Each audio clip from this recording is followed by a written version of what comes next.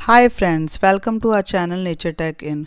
दोस्तों, आज की जो वीडियो है उसमें हम बात करेंगे कि ऐसे कौन से लक्षण हैं जिससे हमें पता चल सकता है कि हमारा इम्प्लांटेशन सक्सेसफुल हुआ या नहीं। ठीक है, उसके पहले जो है दोस्तों, अगर आप मेरे चैनल पर पहली बार आए हैं तो आप मेरे चैनल को ज़रूर सब्सक्राइब कीजिए ऐसे ही इम्पोर्टेंट वीडियोज़ के लिए।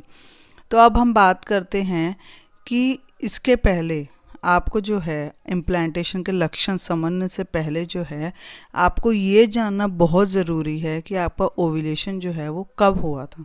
क्योंकि जब आपका ओव्यूलेशन हुआ है, ठीक है, उसके 5 से 7 दिनों के बाद में ही जो है आपका इम्प्लांटेशन होगा।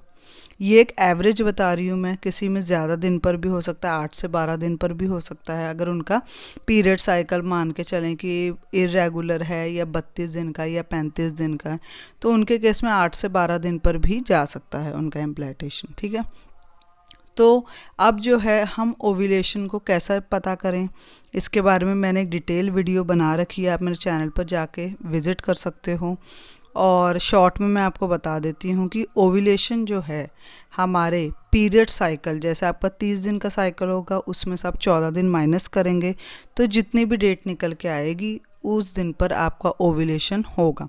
उस दिन पर आपका जो ओव्यूलेशन जो है वो हो जाएगा। ठीक है, तो अब जो है जब भी आपका ओव्यूलेशन होगा उसमें आप 7 दिन जो है जोड़ दीजिए, उस दिन आपका जो है इम्प्लांटेशन होगा। जैसे आपका समझ लीजिए कि ओव्यूलेशन जो है 13 तारीख को हुआ है, ठीक है, उसमें आप 7 दिन जोड़ोगे तो कितनी तारीख बन जाएगी, 20 तारीख बन जाएगी।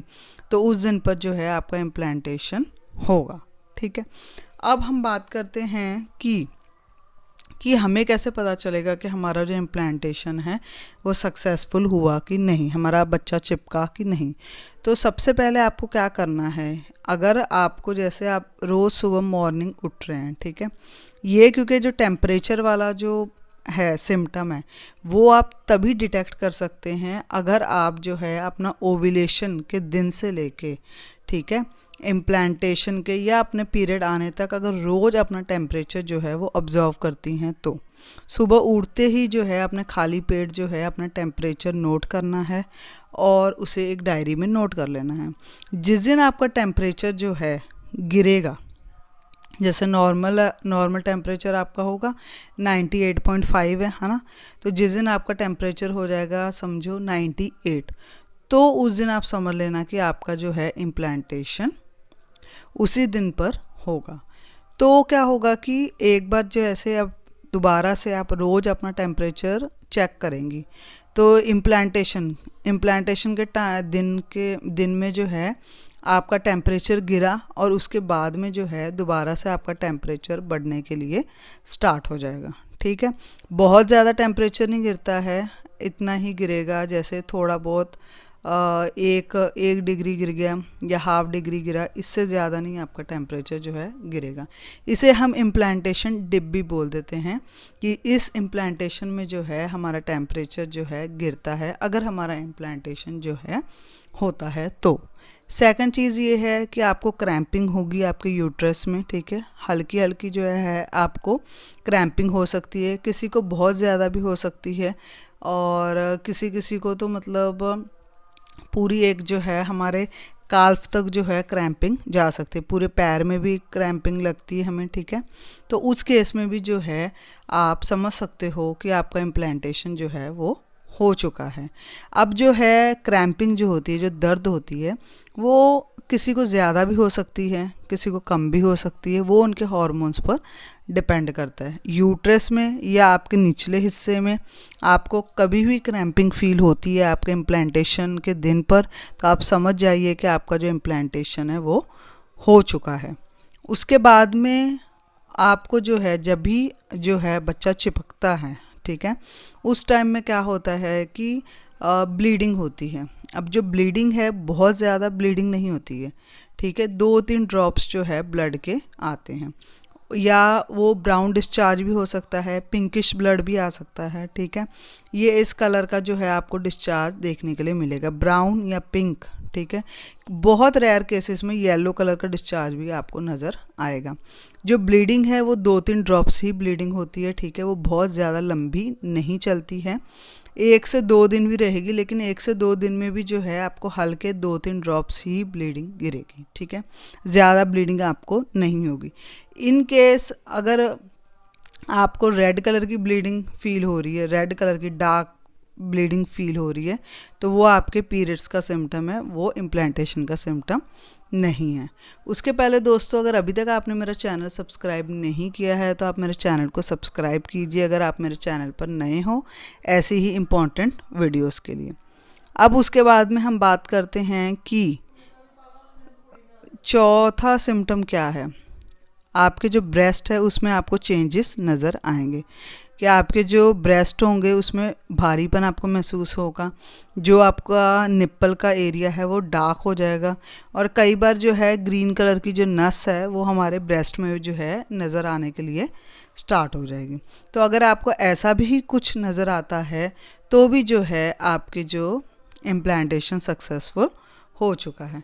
क्योंकि जो एक मैं आपको ये भी चीज़ बताना चाहूँगी कि जो ये ब्रेस्ट टेंडरनेस का जो सिम्टम है, ठीक है, ये पीरियड्स आने के पहले भी होता है किसी किसी को, ठीक है, और किसी किसी को जो है ये इम्प्लांटेशन का सिम्टम भी होता है। पर इन दोनों में क्या डिफरेंस होता है कि जो पीरियड्स आने वाली ब्रेस्ट टेंडरनेस का सिम्टम होता है ये आपको जो है ओव्यूलेशन के बाद से ही जो है भारीपन, आपके जो ब्रेस्ट में पेन, ये आपको महसूस होना शुरू हो जाएगा। लेकिन अगर आपका इम्प्लांटेशन हुआ है और आपका सक्सेसफुल इम्प्लांटेशन का ये सिम्टम है ब्रेस्ट टेंडरनेस का, तो ये आपको इम्प्लांटेशन के दिन ही आपको जो है महसूस होगी और इम्प्लांटेशन के बाद से जो है आपको ये चीज़ महसूस होगी, ठीक है। अगर आपके पीरियड्स आने वाले हैं तो आपको ओव्यूलेशन के बाद ही जो है तुरंत आपके ब्रेस्ट टेंडरनेस जो है वो आपको फील होगी। लेकिन अगर आपका इम्प्लांटेशन सक्सेसफुल हो चुका है तो इम्प्लांटेशन के दिन या इम्प्लांटेशन के नेक्स्ट डे से जो है आपको ये सिम्टम्स नज़र आने स्टार्ट हो जाएंगे, ठीक है। कंफ्यूज नहीं होना है आपने। और उसके बाद में जो है 5th सिम्टम है कि मूड स्विंग होना। आप में चिड़चिड़ापन आ सकता है, बेवजह आप रोने के लिए स्टार्ट कर सकते हो, ठीक है। आप में मतलब मूड स्विंग होता रहेगा, ठीक है, कभी आप खुश हो, कभी आपको चिड़चिड़ापन महसूस हो रहा है, और कभी कभी जो है आप हंसना चाहते हो, कभी आप रोते हो, ऐसा कुछ भी जो है आपका मूड स्विंग जो है वो हो सकता है। उसके बाद में 6th सिम्टम ये है कि आपको जो है थकान महसूस होगी। मतलब अगर आपको पहले थकान कभी नहीं महसूस होती है और आपको इम्प्लांटेशन के दिन या इम्प्लांटेशन के बाद से या अपने पीरियड के 3-4 दिन पहले या 2 दिन पहले आपको बहुत ज़्यादा थकावट भी महसूस हो रही है, तो भी आप समझ सकते हो कि आपका इम्प्लांटेशन जो है वो सक्सेसफुल हो गया है। उसके बाद में लास्ट सिम्टम है, और ये बहुत ही इम्पॉर्टेंट सिम्टम है, ठीक है, क्योंकि अगर आपका सक्सेसफुल इम्प्लांटेशन हो चुका है तो आपका जो वेजिनल डिस्चार्ज है उसकी मात्रा जो है वो बढ़ जाएगी। क्योंकि आप अगर प्रेग्नेंट हो, आपका इम्प्लांटेशन हो चुका है, तो उस केस में जो है आपका जो डिस्चार्ज है ज़रूर बढ़ेगा। और अगर इन केस वो नहीं बढ़ रहा है कि नॉर्मली आपका कोई डिस्चार्ज नहीं हो रहा है, या तो उस केस में आप समझ सकते हो कि आपका इम्प्लांटेशन सक्सेसफुल नहीं हुआ है। क्योंकि अगर आपका सक्सेसफुल इम्प्लांटेशन हुआ होगा तो आपका जो है वेजिनल डिस्चार्ज जो है वो उसकी मात्रा जो है वो बढ़ जाएगी, ठीक है। इससे भी जो है आप समझ सकते हो कि हमारे जो है वेजिनल डिस्चार्ज में अगर बढ़ोतरी हुई है तो हमारा जो इम्प्लांटेशन है वो सक्सेसफुल हो चुका है, ठीक है। और मैंने ये जो वीडियो बनाई है इसमें आप देख सकते हो कि, और अगर अभी तक आपने मेरा चैनल सब्सक्राइब नहीं किया है तो आप मेरे चैनल को सब्सक्राइब कीजिए ऐसे ही इम्पोर्टेंट वीडियोस के लिए। Thank you.